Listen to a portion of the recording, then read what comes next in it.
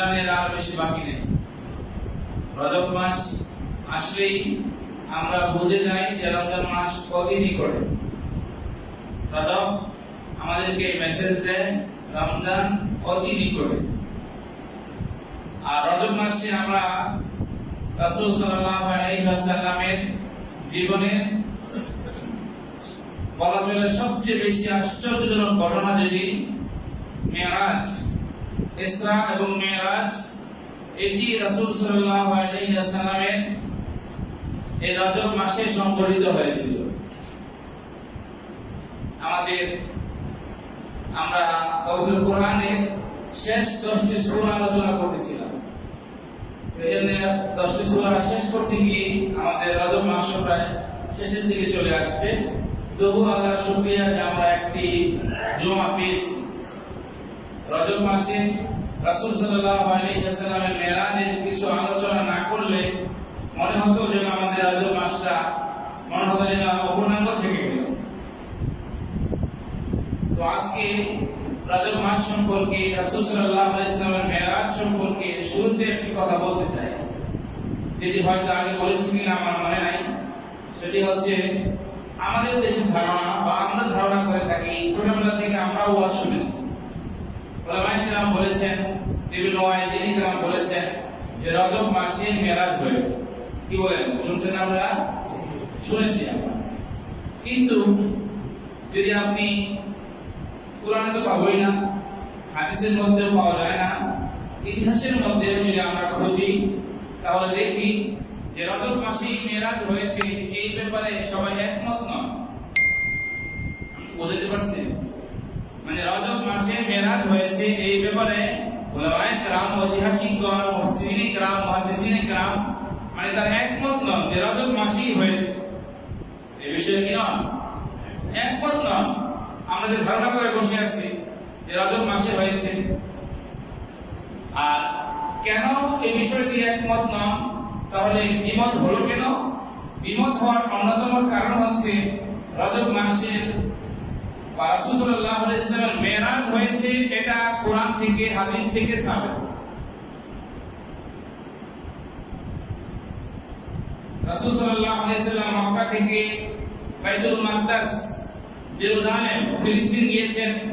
এটিকে কোরআনের মধ্যে ডাইরেক্ট বলা হয়েছে, যে আয়াত আমি তেলাওয়াত করেছি আজকে। আর এরপরে প্রথম, দ্বিতীয়, তৃতীয়, চতুর্থ, পঞ্চম, ষষ্ঠ, সপ্তম আসমান, এরপরে আরো উপরে গিয়েছেন। এটাও সহিহ বুখারীর riwayতের মধ্যে এসেছে। অন্যান্য হাদিস গ্রন্থে তো এসেছেই। আমাদের কাছে সবচেয়ে বিশুদ্ধতম গ্রন্থ হাদিসের কোনটি? বুখারী শরীফ। কোনটি? বুখারী শরীফ। কিতাবুল্লাহর পরে আসমানের নিচে, জমিনের উপরে যত কিতাব আছে হাদিসের, তার মধ্যে সকলে একমত যে বুখারী শরীফ হচ্ছে আসাহুল কুতুব বাদা কিতাবিল্লাহ। আল্লাহর কিতাবের পরে বুখারী শরীফ হচ্ছে সবচেয়ে বিশুদ্ধতম গ্রন্থ। তো সেখানে শুরুর দিকে কিতাবুস সালাতের মধ্যেই এই মেরাজ নিয়ে আলোচনা করা হয়েছে। তাহলে আমরা বুঝলাম ইসরা, মক্কা থেকে জেরুজালেম, এটাও কিতাবুল্লাহর মধ্যে আছে। আর উপরের দিকে এটাও সহিহ হাদিসের মধ্যে আছে। কিন্তু কোন মাসে এটা নির্দিষ্ট করে কোন হাদিসের মধ্যে নাই। তো কেন নাই? এই বিষয়টি অত জরুরি নয়। কোন দিন মেরাজ হয়েছে এটা জরুরি না। আমি কোন দিন ঢাকা গেলাম আর কোন দিন নোয়াখালী গেলাম, এই তারিখটা অত জরুরি না। কেন গিয়েছি এটা জরুরি। কি বলেন? আমি কি কাজে গেলাম, আমাদের প্রধানমন্ত্রী সর্বশেষ আমেরিকা কবে গিয়েছেন, তারিখ আমাদের জন্য অত জরুরি না। কিন্তু কেন গিয়েছিলেন, কি আলোচনা হয়েছে, এটা জরুরি। তো আল্লাহ রাসূল মেরাজ থেকে আসার পরে আরো দুনিয়াতে তিনি 11-12 বছর বেঁচে ছিলেন। এই কোন দিন গিয়েছেন এই তারিখ নিয়ে তারা আলোচনা করেন নাই। এবং ওই দিনে বিশেষ কোনো আমলও ছিল না যে 27 তারিখ রোজা রেখেছেন, রাতে ইবাদত করেছেন, বা এই দিন এই দিবসটাকে তারা পালন করেছেন, এরকম কোনো কিছুই আমরা পাই না। আপনারা পেয়েছেন? আমি পাইনি, ওলামায়ে কেরামও পান নাই। এই জন্য 27 তারিখ, যেটা আজকে মূলত তারিখটা পড়ে গেছে, 27 তারিখ আজকে। গতকাল তারিখ ছিল, গতকালকে 26 রজব ছিল। আমাদের আমাদের পেপার পত্রিকায় টিভিতে বিভিন্ন আলোচনা হয়েছে যে আজকে রাত শবে মেরাজের রাত, এ রাতে রাসূল সাল্লাল্লাহু আলাইহি ওয়াসাল্লাম আল্লাহর সাথে দিদার হয়েছে। তো এই বিষয়ে সঠিক করে বলা যাবে না যে আজ কি হয়েছে। তাহলে কি তারিখ আছে? আমাদের বাংলা ভাষায় বর্তমানে রাসূল সাল্লাল্লাহু আলাইহি ওয়াসাল্লামের সিরাতের উপর আমার কাছে মনে হয় সবচেয়ে ভালো একটা গ্রন্থ আর-রাহিকুল মাকতুম। কি নাম বলেছি? আর-রাহিকুল মাকতুম। এটা দুনিয়ার এমন কোনো ভাষা নাই যে ভাষায় এটা অনুবাদ করা হয় না। মানুষ কথা বলে কিন্তু ওই ভাষায় এই কিতাবটা নাই, অনুবাদ হয় নাই, এমন কোনো ভাষা দুনিয়াতে নাই। এত সমাদৃত হয়েছে। আল্লামা সফিউর রহমান মুবারকপুরী তিনি যে লিখেছেন তার কিতাব আর-রাহিকুল মাকতুমের মধ্যে তিনি 6টা মত উল্লেখ করেছেন। কয়টা? 6টা। মেরাজ কবে হয়েছে তিনি বলেছেন ঐতিহাসিকদের থেকে, মুফাসসিরদের থেকে রওয়ায়াত নিয়ে তিনি উল্লেখ করেছেন। প্রথম বলেছেন নবুয়তের প্রথম বছর, নবুয়তের প্রথম বছর, যে বছর আল্লাহ রাসূল নবুয়ত পেয়েছেন সেই বছরই মেরাজ হয়েছে। দ্বিতীয় মত দিয়েছেন নবুয়তের পঞ্চম বছর। তৃতীয় মত তিনি উল্লেখ করেছেন নবুয়তের 10ম বছর, 27শে রজব, যেটা আমরা বলে থাকি। নবুয়তের কোন বছর? 10ম বছর। নবুয়ত পাওয়ার পরে আল্লাহ রাসূল 13 বছর মক্কায় ছিলেন। কত বছর? 13 বছর। একটু খেয়াল করেন, 13 বছর মক্কায় ছিলেন। 10ম বছরে 27শে রজব আল্লাহ রাসূলের মেরাজ হয়েছে। 3 নম্বর। 4 নম্বর মত হচ্ছে তিনি উল্লেখ করেছেন হিজরতের 16 মাস আগে, রমজান মাসে, হিজরতের 16 মাস আগে, তার মানে 1 বছর 4 মাস আগে, রমজান মাসে। পঞ্চম মত উল্লেখ করেছেন হিজরতের 14 মাস আগে, মুহররম মাসে। সর্বশেষ তিনি একটি মত উল্লেখ করেছেন যে মক্কার শেষ বছর, অর্থাৎ মদিনায় যাওয়ার 1 বছর আগে, রবিউল আউয়াল মাস। এখন কথা কি দাঁড়াইলো? আমাদের আরেকটি বিষয়, যে বিষয়ে সবাই একমত, যে আল্লাহ রাসূল মেরাজে গিয়েছেন আম্মাজান খাদিজার ইন্তেকালের পরে। এটা খেয়াল রাখতে হবে। আল্লাহ রাসূল সাল্লাল্লাহু আলাইহি ওয়াসাল্লাম মেরাজে গিয়েছেন কখন? হযরত খাদিজাতুল কুবরা রাদিয়াল্লাহু তাআলা আনহা এর ইন্তেকালের পরে। খেয়াল রাখতে হবে। মেরাজে নামাজ ফরজ হয়েছে। খাদিজা রাদিয়াল্লাহু তাআলা আনহা তার জীবিত অবস্থায় তিনি এই ফরজ নামাজ 5 ওয়াক্ত এটা পান নাই। কেন পান নাই? মানে তিনি ইন্তেকালের পরে আল্লাহ রাসূল মেরাজে গেছেন। এই বিষয়ে সবাই একমত। খাদিজাতুল কুবরা রাদিয়াল্লাহু তাআলা আনহা 10ম বছরে রমজান মাসে ইন্তেকাল করেছেন। এবার আপনাদের কাছে আমার প্রশ্ন, রমজান মাস আগে না রজব মাস আগে? কোন মাস আগে? রজব মাস আগে। যদি রাসূল সাল্লাল্লাহু আলাইহি সাল্লাম রজব মাসে মেরাজে যেতেন তাহলে অবশ্যই খাদিজা রাদিয়াল্লাহু তাআলা আনহা নামাজ 5 ওয়াক্ত। এবার আপনারা আমরা কি বুঝলাম? প্রথম 3টি মত বাদ হয়ে গেল। খাদিজা রাদিয়াল্লাহু তাআলা আনহা এর ইন্তেকালের মাধ্যমে ঘটনা, তারিখ, রমাদান, তিনি নামাজ পান নাই, নামাজ ফরজ হওয়ার আগে ইন্তেকাল করেছেন, এই বিষয়ে সবাই একমত। সুতরাং প্রথম 3টি মত, প্রথম বছরে নবুয়তে, পঞ্চম বছরে, 10ম বছর রমাদানে, রজবে ইন্তেকাল করেছেন, এই খাদিজা রাদিয়াল্লাহু তাআলা আনহা এর ঘটনার মাধ্যমে প্রথম 3টি মত, ঠিক না? এরপরে শেষের 3টি মত পুরোটিকেই প্রাধান্য দেওয়া যায় না। তবে এই বিষয়ে একমত, আমাদের মোটামুটি ধারণা হলো তারিখ জানা জরুরি না, কিন্তু আল্লাহ রাসূল মেরাজে গিয়েছেন, হযরত খাদিজা রাদিয়াল্লাহু তাআলা আনহা এর উপর ইন্তেকাল হয়ে গেল এবং রাসূল সাল্লাল্লাহু আলাইহি সাল্লামের এক বিশাল আশ্রয়স্থল তার চাচা আবু তালিব থাকতে রাসূল সাল্লাল্লাহু আলাইহি সাল্লামের সাথে কেউ দুর্ব্যবহার করতে পারে না। যখন ঘরের আশ্রয় আর ওয়াহির আশ্রয় শেল্টার ছিলেন চাচা, তিনিও মারা গেলেন। এই দুইজন মারা যাওয়ার পরে রাসূল সাল্লাল্লাহু আলাইহি ওয়াসাল্লামের উপর অত্যাচার শুরু হয়ে গেল। তখন আল্লাহ সুবহানাহু ওয়া তাআলা তার প্রিয় হাবিবকে সান্ত্বনা দেওয়ার জন্য, আশ্বস্ত করার জন্য তিনি একটা ঘটনা ঘটাইলেন। এক কারণ হচ্ছে তাকে আশ্বস্ত করা, সান্ত্বনা দেওয়া, তাকে ভালোবাসার বহিঃপ্রকাশ ঘটানো। হে নবী, হে হাবিব, আপনার খাদিজা ইন্তেকাল করেছে, আপনার চাচা আবু তালেব ইন্তেকাল করেছে, কিন্তু আপনি আমার বন্ধু, আমি আপনার বন্ধু, আমি আপনাকে ছেড়ে যাই নাই, আমি আছি, আমি থাকবো, আমি আপনাকে সবকিছু থেকেই হেফাজত করব। আল্লাহ তাআলা বলেন, আল্লাহু ইয়াসিমুকা মিনান নাস, আল্লাহ তাআলা হচ্ছে আপনার রক্ষক, আল্লাহ তাআলা আপনাকে রক্ষা করবেন।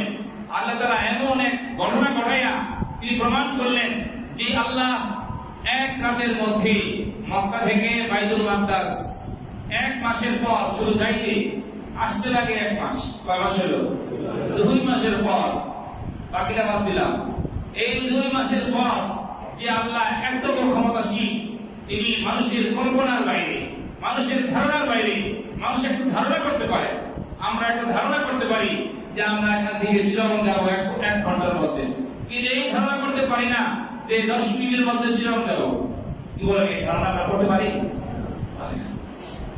10 মিনিটে চিরং যাবো, মসজিদ থেকে বের হবো কখন, আর বের উঠবো কখন, প্লেন স্টার্ট হবে কখন, 10 মিনিটের কল্পনা আমরা করতে পারি না। 2 মাসের পর আল্লাহ রাসূলকে রাতের কিছু অংশে, পুরো রাত নয়, কিছু অংশে, এশারের পরে ঘটনা শুরু, ফজরের আগে ঘটনা শেষ। আমি যখন কাউকে কোনো কথা বলি, আপনি যদি আমাকে বলেন, তাহলে আপনার আগের পরে ব্যাকগ্রাউন্ড থাকতে হবে। কেউ যদি বলে, হুজুর এই মসজিদটা 5 তলা করে দিব, সবার কথাকে আমি বিশ্বাস করব? কি বলেন, করবো? করবো না। এমন একজন বলতে হবে যার কিছু আছে, সে বললে বিশ্বাস করা যায়। তো আল্লাহ সুবহানাহু ওয়া তাআলা যে বললেন, আমি আপনাকে রক্ষা করব, এই মক্কার এই নির্যাতন, নিষ্পেষণ, অত্যাচার থেকে আমি আপনাকে অচিরেই আরেক দেশে নিয়ে বাদশা বানিয়ে দিব। তো এই কথা যে বলে, তাকে যেমন একটা ঘটনা ঘটায় দেখাইতে হবে যে আমি পারি। তো আল্লাহ সুবহানাহু ওয়া তাআলা এমন এক ঘটনা ঘটাইলেন রাতের কিয়দাংশে, সেই ঘটনা আমার আপনার তো বিশ্বাস হবেই না, কাফের মুশরিকদেরও বিশ্বাস হয় নাই। এইজন্য আল্লাহ সুবহানাহু ওয়া তাআলা নিজেই ঘটনাটা আশ্চর্যজনক বোঝানোর জন্য প্রথমেই বলেছেন সুবহানাল্লাহ। সূরা বনী ইসরাঈল প্রথম আয়াতের মধ্যে আল্লাহ তাআলা বলেন, সুবহানাল্লাযী আসরা, ওই আল্লাহ পবিত্র, সমস্ত শিরক থেকে পবিত্র, সমস্ত দুর্বলতা থেকে পবিত্র। এই পবিত্র আল্লাহ তিনি ইসরা বা ভ্রমণ করিয়েছেন বিআবদিহি, তার বান্দাকে, লাইলান, রাতের কিছু অংশে, রাতের কিয়দাংশে, মিনাল মসজিদিল হারাম ইলাল মসজিদিল আকসা, মসজিদ হারাম থেকে মসজিদ আকসা পর্যন্ত। কেন? লিউরিয়াহু মিন আয়াতিনা, যেন তিনি তাকে দেখাতে পারেন তার আয়াত সমূহকে। এই এখানে অনেক কয়েকটা কথা, প্রত্যেকটা কথা আমাদের বুঝতে হবে। 1 নম্বর, আল্লাহ তাআলা এখানে নিজে বলেছেন, আমি সমস্ত কিছু থেকে পবিত্র, শিরক থেকে পবিত্র, আমি অপবিত্রতা থেকে, দুর্বলতা থেকে পবিত্র।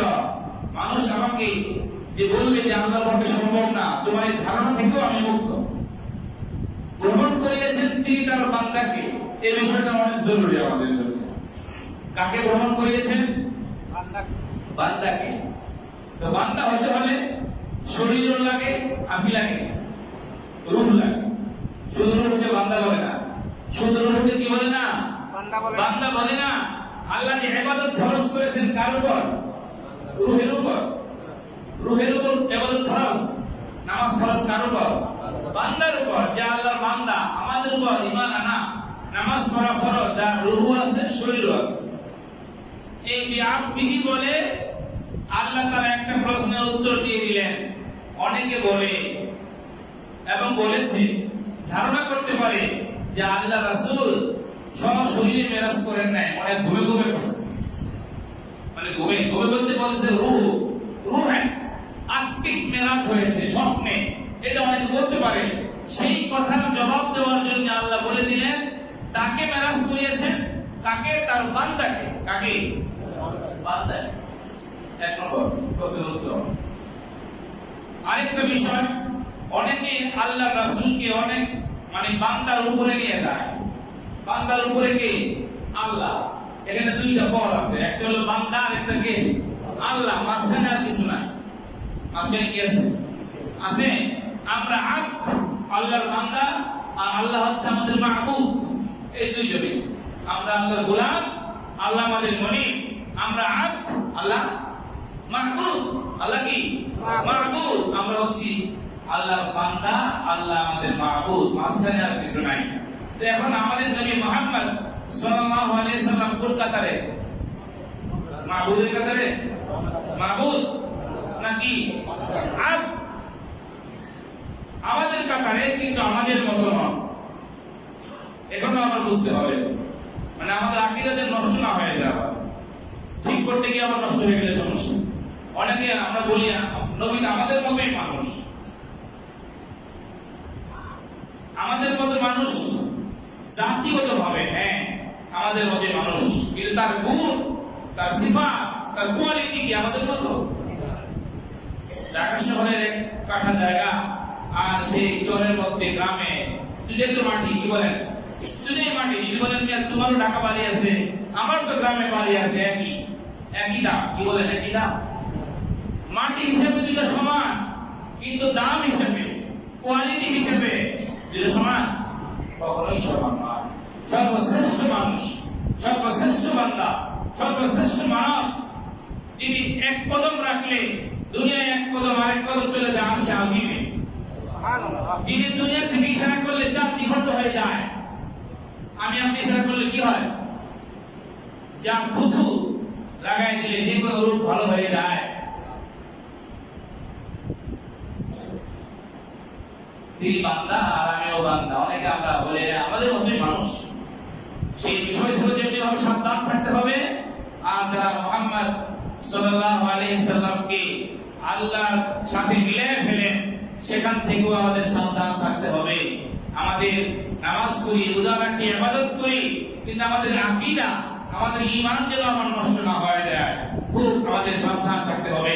আল্লাহ সুবহানাহু ওয়া তাআলা বলেন, সুবহানাল্লাযী আসরা বিআবদিহি লাইলাম মিনাল মাসজিদিল হারামি ইলাল মাসজিদিল আকসা الذي باركنا حوله لنريه من آياتنا إنه هو السميع البصير سبحان الذي أسرى بعبده ليلا রাতের কিয়দাংশে তার প্রিয় মাহবুব বান্দাকে যিনি ভ্রমণ করিয়েছেন মিনাল মসজিদিল হারাম। কোথেকে শুরু? মসজিদে হারাম। কোথেকে? মসজিদে হারাম থেকে। কোন হাদিসের মধ্যে আছে আল্লাহ রাসূল তার দুধ বোন উম্মে হানির ঘরে শুয়েছিলেন, সেখান থেকে কাবার হাতিমে নিয়ে গেছে। আবার কোথাও অংশটা বলা হয় না, কোন হাদিসের মধ্যে ডাইরেক্ট হাতিম থেকে এই সফরটা শুরু করা হয়েছে। মসজিদে হারামের হাতিমে নিয়ে গেলেন দুইজন ফেরেশতা, জিবরাইল এবং মিকাইল আলাইহিস সালাম। তারা নিয়ে গেলেন। সেখানে গিয়ে প্রথমে আল্লাহ রাসূলকে উপরে যে নিয়ে যাবেন, দুনিয়া হচ্ছে একরকম আর আখিরাতের সফর তো ভিন্ন হবে। সেখানে তার শারীরিক ভাবে তাকে ফিট থাকতে হবে। কি বলে থাকে না, এখন তো শারীরিক ভাবে ফিট না থাকলে দেশে এক জায়গা থেকে আরেক জায়গায় যাওয়া যায় না। এখন প্লেনে ওঠার আগে টেস্ট করে যে ঠিক ফিট না ফিট বলে করে না। আর আল্লাহ রাসূলকে উপরে নেবেন, এই দুনিয়ার চলতে লাগে একরকম দেহ, আর উপরে যাইতে তো ভিন্ন লাগবে। এই জন্য তাকে সেখানে সফরের উপযোগী করার জন্য দুইজন ফেরেশতা, আল্লাহ রাসূল বলেন আমি সব দেখতেছি, আমাকে পুরো অবশ করা হয় না। এক সময় ছোটখাটো অপারেশন করলে পুরো অবশ করে দেওয়া হতো, বাচ্চাদের খতনা করাবে সেটাও পুরো অবশ করে দিত। এখন যেখানে অপারেশন সেই জায়গাটুকু অবশ করা হয়, বাকি সে সব দেখে কি হচ্ছে। তো আল্লাহ রাসূল বলেন আমি দেখতেছিলাম তাই করতেছি, আমি দেখলাম আমার বুকটা ফেলে ফেলা হলো। এই কথা যখন আল্লাহ রাসূল বলছেন ওই সময় সবাই তখন আল্লাহ রাসূলকে কি বলছেন, যেটা বলার বলছেন, তারা তো তাকে বলতো পাগল বলতো। তো আল্লাহ রাসূল যখন বললেন যে আমাকে হাতিমে কাবায় নিয়ে জমজমের পাশে নিয়ে আমাকে বুক ফেলে ফেলা হলো, সেখান থেকে আমার কলব বের করা হলো, এটা জমজমের পানি দিয়ে ধুয়ে অগসিলা বিমায়ে zamzam, জমজমের পানি দিয়ে ধুয়ে পরিষ্কার করে আবার যথাস্থানে রেখে আবার হাত দিয়ে এভাবে যখন দেওয়া হয়েছে আমার দেহ আগের মতো হয়ে গেছে। এই কথা বললে কি পাগল না বলে মানে উপায় আছে? আপনি চিন্তা করেন 50 বছর আগে 20 বছর আগে আমরা কল্পনা করতে পারি এটা, এখন এটা একেবারে সহজ, একেবারে সহজ। অনেক কমন হার্ট সার্জারি এই মসজিদে এখানেই আছে, এই রোগী এই মসজিদে আছে, সুন্দরভাবে দিব্যি চলাফেরা করতেছেন, অপারেশন করা হয়েছে। তো অনেকে বলেন যে ওই বিষয়টাকে গবেষণা করে ডাক্তাররা বের করেছেন যে মানুষের কমন হার্ট সার্জারি করা যায়, যেটা কি আমাদের মানে ফার্সি ভাষায় বলা হয় যে সিনা চাক। আল্লাহ রাসূলের সিনা চাক একবার হয় নাই, আগেও হয়েছে নবুয়তের আগে, আরেকবার হয়েছে ছোটবেলায় যখন তিনি আম্মাজান হালিমার ঘরে ছিলেন। রাসূল সাল্লাল্লাহু আলাইহি সাল্লাম নিজেই বয়ান করেছেন, আমার বয়স তখন 5-7 বছর বয়স, আমি 4 বছর বয়স, আমি গিয়েছিলাম আমার দুধ ভাইদের সাথে মাঠে ছাগল চড়াইতে। আল্লাহ রাসূল ছাগল চড়াইছেন কেন? আল্লাহ রাসূল বলেন শুধু আমি না, সমস্ত নবীরা এই কাজ করছে। মানে যে ছাগল চড়াইতে পারে, ছাগল খুব মানে কি হয়, কাটা টাইপের হয়, এইটা যে চড়াইতে পারে সেই উম্মত চড়াইতে পারে। মানুষ আমরা তো ভিন্ন ধরনের হই, এক একজনের এক এক মেজাজ হয়, এটাকে যদি চড়াইতে হয় এটা ট্রেনিং। নবুয়তের আগে সব নবীকেই এই ট্রেনিং দেওয়া হয়েছে, ছাগল চড়ানোর ট্রেনিং। এই জন্য আমাদের চড়ানো দরকার, কি বলে সুন্নাত। তো আল্লাহ রাসূল বলেন আমার বাল্য বয়সে একবার হয়েছে, ছোট বয়সে বাল্য বয়সে মানুষ দৌড়াদৌড়ি করে খেলাধুলা করে আনন্দ ভর্তি করতে চায়, সেই ছোট বয়সের খেলাধুলা দৌড়াদৌড়ির মন মানসিকতা আমার ভিতর থেকে বের করার জন্য আমার নবুয়তের আগে করা হয়েছে। যেহেতু আমি এক স্তর থেকে আরেক স্তরে চলে যাচ্ছি, এতদিন শুধু ছিলাম মুহাম্মদ আব্দুল, আবার হয়ে যাচ্ছি রাসূল। এতদিন কি ছিলাম? মুহাম্মদ আব্দুহু ওয়া রাসূলুহু, এতদিন শুধু আল্লাহর বান্দাই ছিলাম, এখন তো রাসূল হব, নবী হব, নবুয়তের বিশাল গুরু দায়িত্ব আমার মাথার উপর দেওয়া হবে। এই জন্য আল্লাহ সুবহানাহু ওয়া তাআলা তাকে নবুয়তের আগে আবার সিনা চাক করেছে। আর মেরাজে যাওয়ার আগে লম্বা সফর হবে উপরের দিকে, সেখানে উপযোগী পরিবেশ পরিস্থিতির সাথে খাপ খাওয়ানোর জন্য আল্লাহ রাসূল সাল্লাল্লাহু আলাইহি সাল্লামকে সিনা চাক করা হয়েছে। যদি তার বুক ফাটা হয়েছিল সবাই তো আর দেখে নাই, কি বলেন দেখছেন? আল্লাহ রাসূল এমনি খালি গায়ে থাকতেন, এমনি থাকতেন না, থাকা শরীয়তে নিষেধ করা হয়েছে, খালি গায়ে ঘর থেকে বের না হওয়া। তো আল্লাহ রাসূলের সাথে সবসময় যারা থাকতেন, তার স্ত্রীরা থাকতেন, তার দুই একজন খাদেম যারা একান্ত খাদেম, বলেন একজনের নাম, আল্লাহ রাসূল একজন একান্ত খাদেমের নাম বলেন, আনাস রাদিয়াল্লাহু তাআলা। তিনি বলেন আমি একাধারে রাসূলের 10 বছর খেদমত করেছি। রাসূল কখনো আমাকে বলেন নাই 10 বছরে আনাস এই কাজটা কেন করছো, আনাস এই কাজটা কেন করো নাই। যেমন উস্তাদ, যেমন নবী, যেমন খাদেম, তিনিও আবার দেখেছেন আল্লাহ রাসূল কি চান, কি করলে খুশি হবেন, কি করলে নারাজ হবেন, সবসময় যোগান না সতর্ক দেখেছে। তো সে আনাস রাদিয়াল্লাহু তাআলা বলেন, আনাস ইবনে মালিক রাদিয়াল্লাহু তাআলা আনহু قال وقد كنت أرى أثر المخيط في صدره صلى الله عليه وسلم, আমি নিজের চোখে আল্লাহ রাসূলের বুকের মধ্যে সিনা চাকের সেলাইয়ের দাগ দেখেছি। দুইটা কাপড় সেলাই করা হয়, দাগ থাকে না? তো আল্লাহ রাসূল সাল্লাল্লাহু আলাইহি সাল্লামের বুকের মধ্যে আমি তার সিনা চাকের দাগ দেখেছি। এই ঘটনা সত্য না মিথ্যা? সত্য। আমরা তো অনেক মিথ্যা ঘটনায় বিশ্বাস করে বসে আছে। আমাদের দেশে আমাদের মাঝে অনেক এমন ধ্যান ধারণা, অনেক ঘটনা আমাদের মাঝে আছে যেগুলির কোনো রওয়ায়াত নাই, কোনো সনদ নাই, আমরা বিশ্বাস করে বসে আছি। তাহলে এই ঘটনা তো সহিহ মুসলিমের রওয়ায়াত।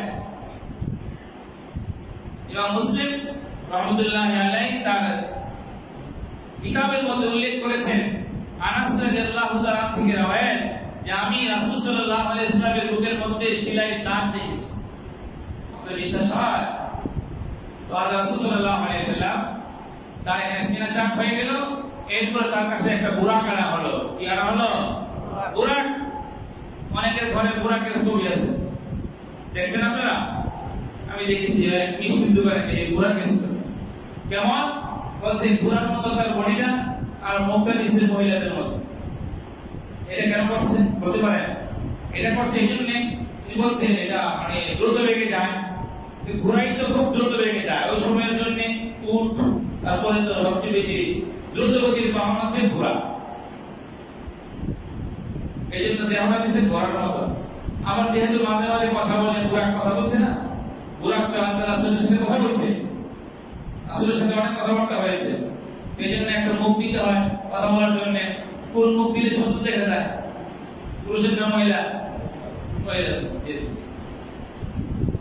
দেখো যত বিজ্ঞাপন ম্যাক্সিমাম মহিলাদের, এই জন্য এটা একেবারেই অকল্পনীয়, এটা ঠিক নয়। অনেকে বরকতের জন্য ঘরে রাখে, বরকত হবে। আল্লাহ রাসূল মেরাজে গেছেন, গোলামি করে, এটা ঘরে রাখলে বরকত হবে। বরকত হবে? গজব হবে। কোন প্রাণীর ছবি ঘরে রাখলে বরকত তো দূরের কথা, গজব আসবে, আরো বানানো। তো যাই হোক, আল্লাহ রাসূল কি বলেন বুরাক সম্পর্কে? আল্লাহ রাসূল বলেন ওহুয়া দাব্বাতুন, হ্যাঁ এটা একটা প্রাণী, আবিয়াতুন সাদা, তাবিলুন মা ফাওকাল হিমার, যেটা গাধার চেয়ে একটু বড়, আদুনাল বাগাল, এবং খচ্চরের চেয়ে একটু ছোট। গাধার চেয়ে কি ছিল? বড় ছিল, খচ্চরের চেয়ে ছোট ছিল। ইয়াদাউ হাফিরাহু ইনদা মুনতাহা তারফিহি, এর গতি ছিল একেবারে এক কদম থেকে আরেক কদম, মানে দৃষ্টির শেষ সীমানা। ইয়াদাউ হাফিরাহু ইনদা মুনতাহা তারফিহি, চোখের দৃষ্টি যেখানে গিয়ে মানে সীমানা, চোখের দৃষ্টির শেষ সীমানায় তার একটা কদম। সুবহানাল্লাহ। এখন বলেন আমাদের চোখের দৃষ্টি কোথায় যায়? আমরা দুনিয়া থেকে সূর্য দেখি না? দেখি না? কত মাইল দূরে? 9,30,00,000 মাইল দূরে সূর্য, এটা আমরা কি দেখি না? দেখি না? তাহলে বোঝা গেল বুরাকের গতি এর চেয়ে কম না বেশি? এর চেয়ে বেশি। কিন্তু আমরা অনেকে অনেক সব ব্যাখ্যা দিই, আমরাই দিই, আপনারা বাইরে কোথায়? আমরাই দিই, সেটা ভুল দিই। কি দিতাম? কি দেই? বলি যে বুরাকের গতি, বুরাক মানে হচ্ছে বারকুল থেকে, এর অর্থ হচ্ছে বিদ্যুৎ, সুতরাং বুরাকের গতি হচ্ছে বিদ্যুতের গতির ন্যায়। আরে বাবা, বিদ্যুতের গতি তো মাত্র সেকেন্ডে কত? 1,86,000 মাইল, প্রায় 3 লক্ষ কিলোমিটার। কোথায় 3 লক্ষ কিলোমিটার আর কোথায় 9,30,00,000? তাহলে কি আমাদের ব্যাখ্যা ঠিক না ভুল? বুরাকের গতি বিদ্যুতের গতির ন্যায়, ঠিক না ভুল? ভুল, ভুল ব্যাখ্যা। আল্লাহ রাসূল বলেন এর গতি হচ্ছে এক পা আরেক পা ফেলে, এক পা এখানে আরেক পা কোথায়? তাহলে সূর্যের থেকে আরো দূরে। আমরা তো সূর্য দেখি, সূর্যের উপর আরো অনেক তারা, গ্রহ, অনেক কিছু আছে। এর চেয়ে বেশি গতি সম্পন্ন না হলে মেরাজ সম্ভব হতো না। যদি সেকেন্ডে 1,86,000 মাইল গতি হতো, তাহলে মেরাজ থেকে আল্লাহ রাসূল আজ পর্যন্ত আসতে পারতেন। কোথায় প্রথম আসমান, কোথায় দ্বিতীয় আসমান, কোথায় তৃতীয় আসমান? প্রথম আসমান দ্বিতীয় আসমানের তুলনায় কতটুকু? বলছে একটা মরুভূমির মধ্যে যদি আপনি একটা আংটি রেখে দেন,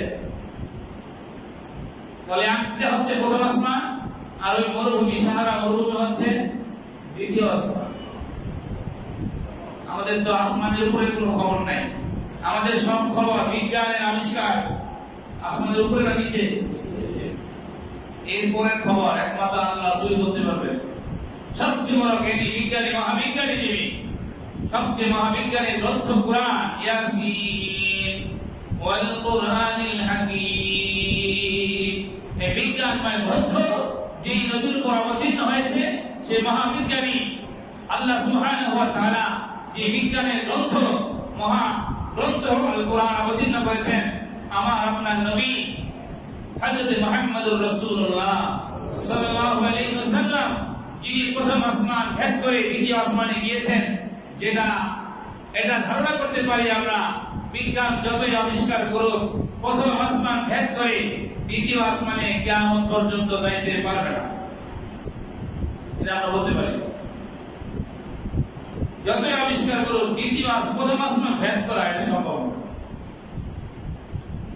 এক আসমান এত পুরু, 500 বছরের রাস্তা, আসমানের যে পুরুত্ব, এটা 500 বছরের রাস্তা।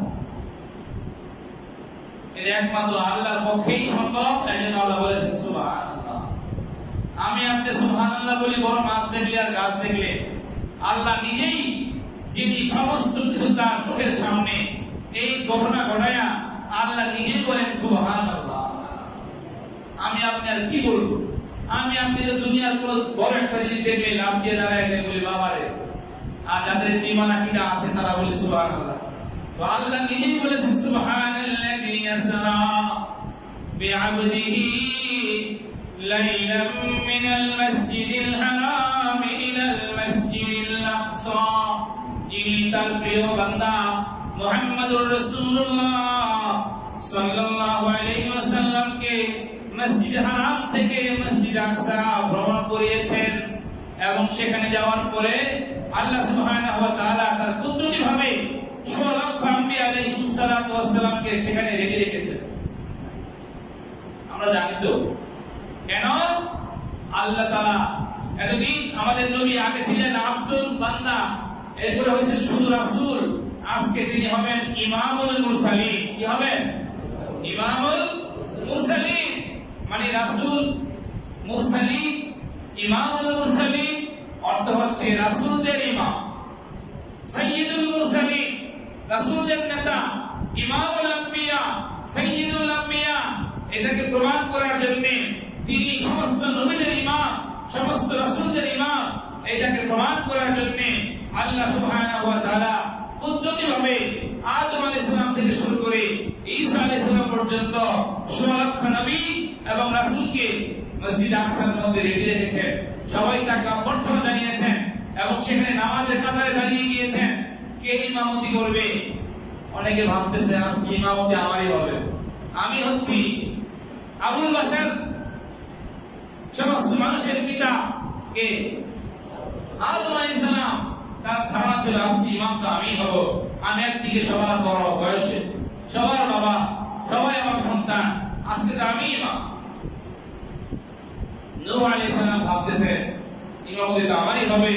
আদম আলাইহিস সালাম নবী ছিলেন, বাবা ছিলেন, ঠিক আছে, কিন্তু আমার উপর প্রথম শরীয়ত আসছে। আদম আলাইহিস সালামের উপর কোন শরীয়তের তেমন বিধান ছিল না। প্রথম শরীয়তের নবীকে নূহ আলাইহিস সালাম। আল্লাহ তাআলা তো শরীয়ত দিয়ে নবীদেরকে পাঠিয়েছেন, মানব জাতির উপর শরীয়তের বিধান দিয়েছেন। আমি হচ্ছি শারআ লাকুম মিনাদ দীনি মা ওয়াসা বিহি নূহা। আল্লাহ তাআলা বলেন শরীয়তের সূচনা নূহ আলাইহিস সালামের মাধ্যমে। সুতরাং নূহ আলাইহিস সালাম ভাবছেন আজকে ইমামতি হবে আমার। এভাবে প্রত্যেকেই, বিশেষ করে যাদের কথা কোরআনে বলা হয়েছে, কোরআনে বলা হয়েছে কয়জন নবীর কথা? 25 জন।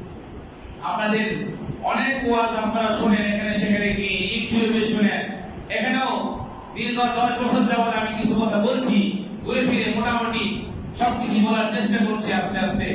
তো নবীদের আমরা বলি 16 লক্ষ নবী, কিন্তু কোরআনে নবীদের নাম আছে কয়জনের? 25 জন। কয়জন? 25 জন নবীর নাম আছে। এরা হচ্ছে বড় বড় নবী, পজিশন ওয়ালা। এইভাবে এক একজন ইব্রাহিম আলাইহিস সালাম ভাবতেছেন আমি যে ত্যাগ আর কুরবানি করেছি, আমি আল্লাহর খলিল, আমি মিল্লাত আবিকুম ইব্রাহিম, এই আমার উপাধি, সুতরাং আমি তো ইমাম হব। এভাবে প্রত্যেকেই ভাবতেছেন। ঈসা আলাইহিস সালাম রূহুল্লাহ, মুসা আলাইহিস সালাম কালিমুল্লাহ, প্রত্যেকেই নিজের পজিশনের কথা চিন্তা করে ভাবতেছেন ইমামতি আজকে আমারই হবে। কিন্তু কারো ভাগেই জুটে নাই। আল্লাহর ইশারা অনুযায়ী হযরত জিবরাইল আলাইহিস সালাম আল্লাহ রাসূলকে ধরে ইমামের মুসাল্লায় যেখানে ইমাম দাঁড়াবেন সেখানে এসে বললেন, ইয়া রাসূলুল্লাহ, আপনি কার অপেক্ষা করতেছেন? আজকের ইমাম তো আপনি। মেরাজের অনেক কারণ, তার মধ্যে এইটা অন্যতম কারণ যে আমাদের নবী সকল নবী থেকে সেরা।